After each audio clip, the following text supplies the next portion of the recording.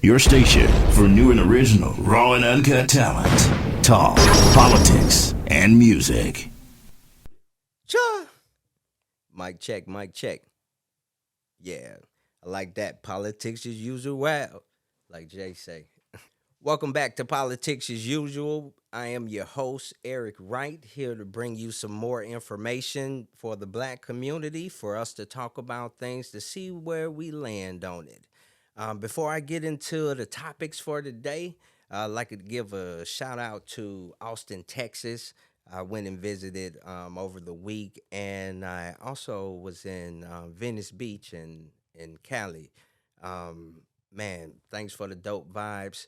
Everything was great. It was cool linking up with some people there. I was there for a few professional things. I also am a government representative myself. So being out there, seeing those people, seeing how our people are living in Austin, shout out to them. City is growing like crazy. Can't wait to go back, bring some of my people and kind of eat some of that good food. It's a food truck on every single corner, maybe three or four. Like in the portions they give you, hell, I couldn't finish a meal there. I had to go boxes every time. And Venice Beach, man, the vibes. And I was there on Halloween, so it was a dope vibe seeing everybody there. But let's get into it. It's politics as usual. And the first story I'm going to bring to you, this first story is from Jackson, Mississippi.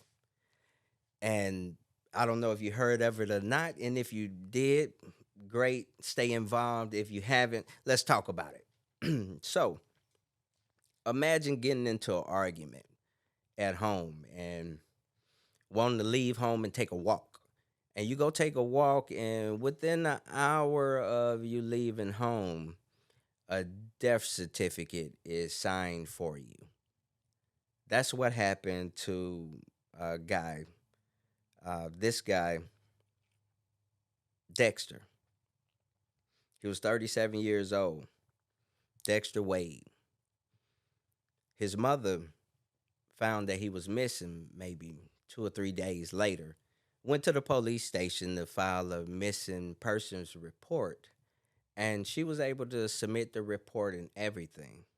The problem is this: that night of March 5th, that Dexter Wade went out for that walk, he was struck by a off-duty police officer in his SUV and killed. And his body sat in the morgue. It didn't notify the parents or anybody else that their son or their loved one was passed away. And they allowed the mother to fill out a missing persons report just so she would find out on August 24th, 2023, that her son had died on May 5th. Right now, there's a lot of huge talk. I even seen Ben Crump there representing the family, and they need justice. There's no excuse in the world to take a person's life because this person was killed, was struck, and then not say anything about it. And then allow the mother to go through that torment for 6 months. That's terrible. My people in Jackson, Mississippi, my heart goes out to you. I know a few people there, but that's stuff that's happening right here in the South. But that's Jackson, Mississippi. Dexter Wade, 37-year-old, struck by a SUV from a off-duty police officer, and his parents wasn't notified until 6 months later. That's politics as usual right there. And we know it's something behind that. So Ben Crump, I know he'll get down to the bottom of it. All right, the second story that I got. There's been a lot of talk about the current congressional maps that's in Alabama. There was a whole bunch of back and forth. I'm saying that some of the maps were unconstitutional that they tried to produce.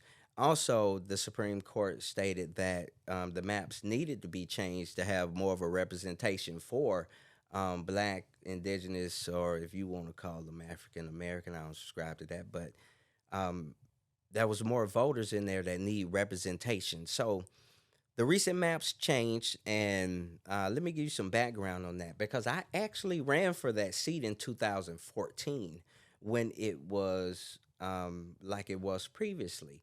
But it took me running for that office, it took Tabitha Eisner running for that office, it took multiple people running for that office over and over again, knowing that the possibility of a win was impossible, but it gave everyone else the ability to see how many black people are in that area and that are voting that didn't have representation. So, as of right now, this is why I wanted to bring this up. Since the new map has been brought out and everybody knows that it's going to be a majority black district now, we got a lot of opportunists out there. Let's talk about opportunists. See, in politics, this is why black people have a distrust for politics because it's too much of opportunistic people that see something, even though they had no hand in creating the atmosphere that which it lies, they want to run to it and exploit it. And it's our own people. Let's talk about it.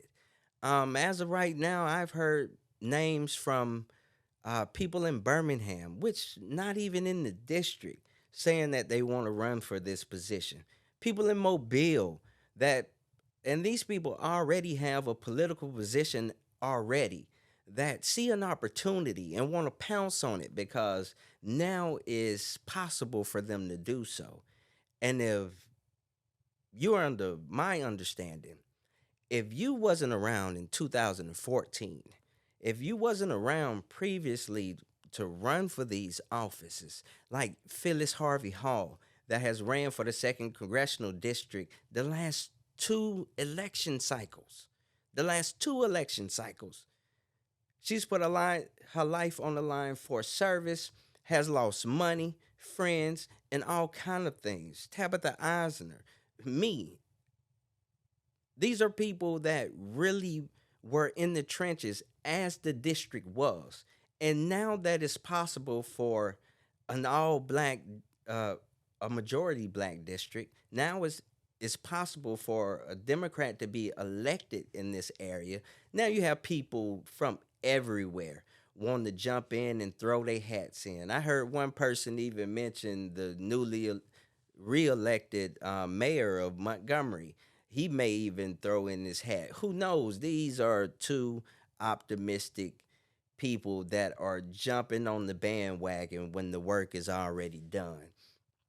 So, if you're in the second congressional district and you have any concerns about that, stick with the people that's been running for that office, that's been coming by to see you, that's been campaigning, that's been doing the work. Stick with those people. Now, I make this statement right now. I don't want it. There was once a time in my life where I would have ran for a congressional seat, and I didn't mind going to Washington to fight for the people in the second congressional district.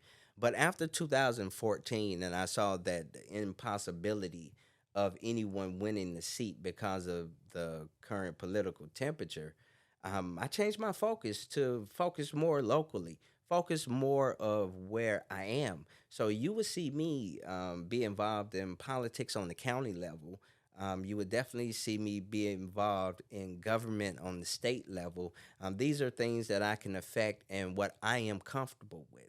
I didn't purchase 15 acres in the city of Montgomery to leave and go to Washington to live in a little hotel or do that. No, that's not in my future. But I will say this: all of you guys that's Johnny come lately, stay out of it.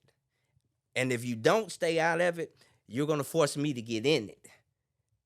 And I know very well you don't know people in Barber County like I know people in Barber County because I did win almost 90% of the vote in Barber County. You don't know people in Dothan. You don't know the people that's in Troy. You don't know these people. You never went and talked to them before.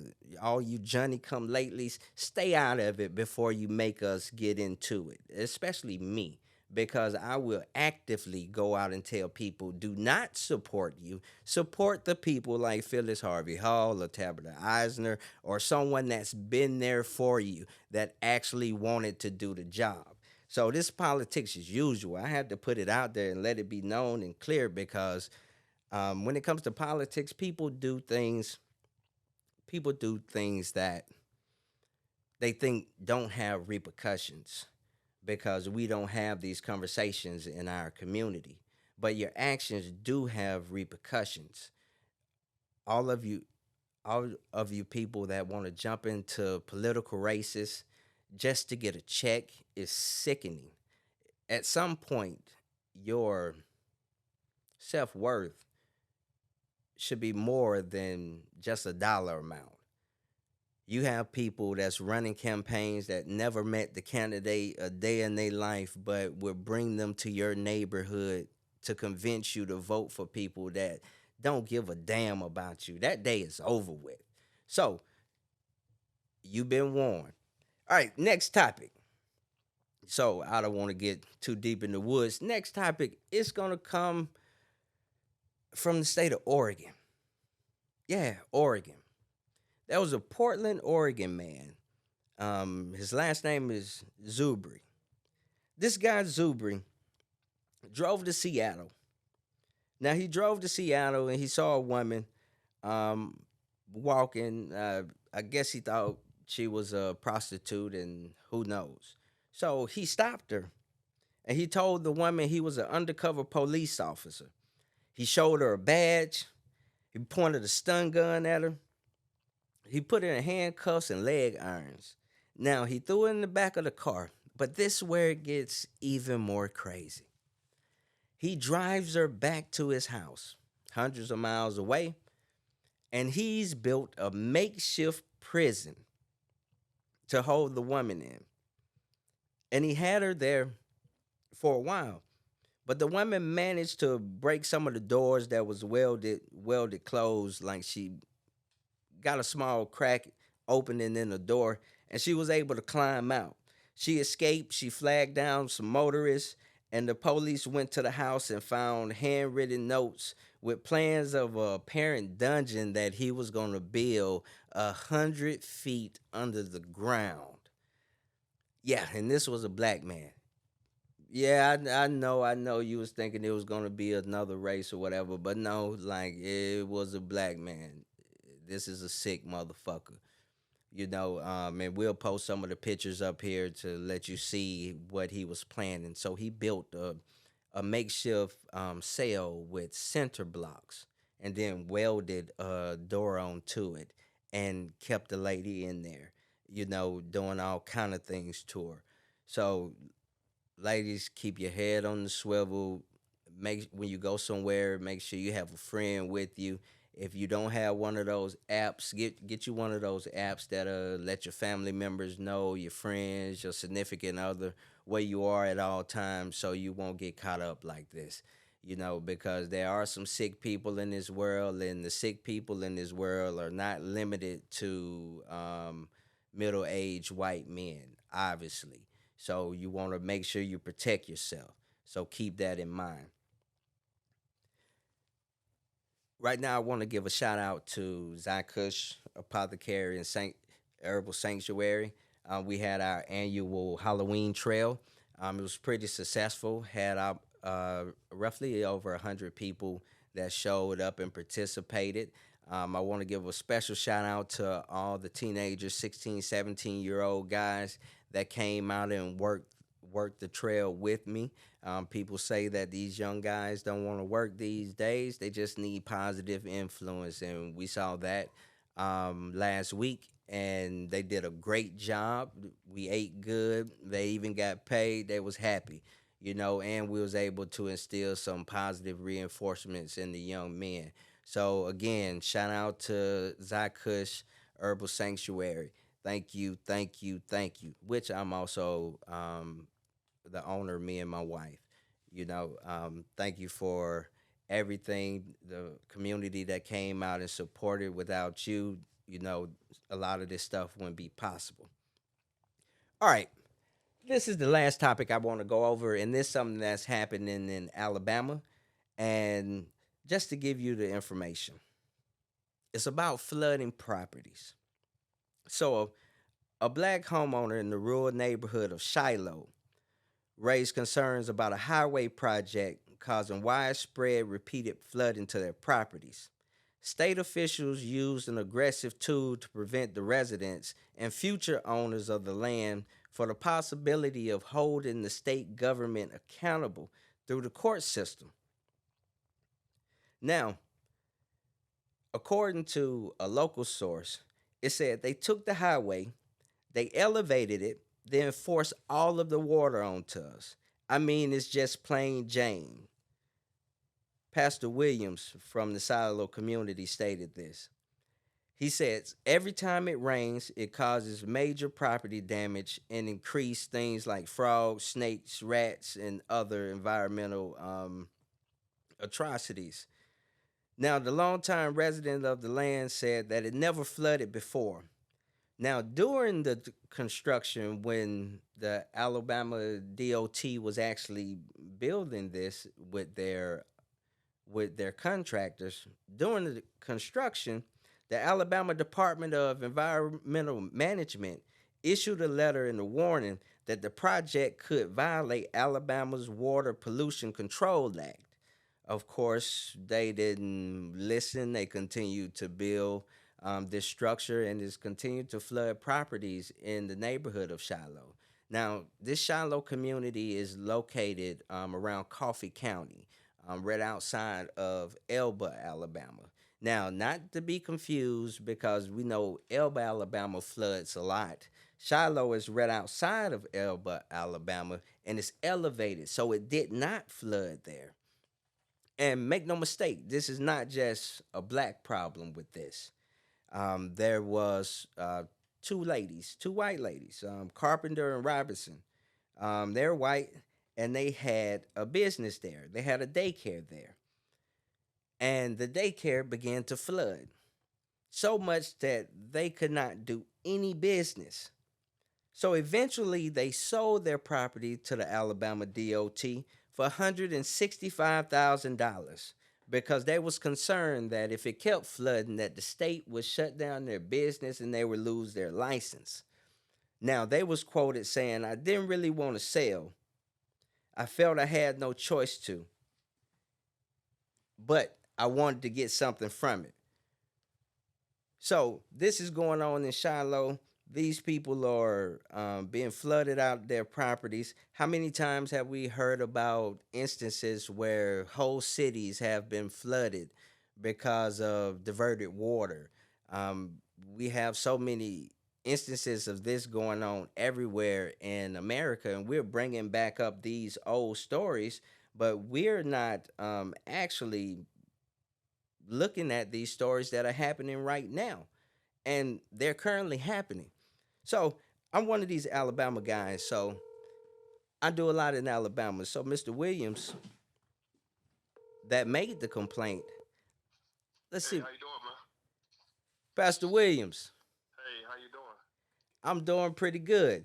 So I was having a conversation, and I was doing a live conversation. I saw some of the headlines, and I actually saw you on ABC News, the AP News, and everything.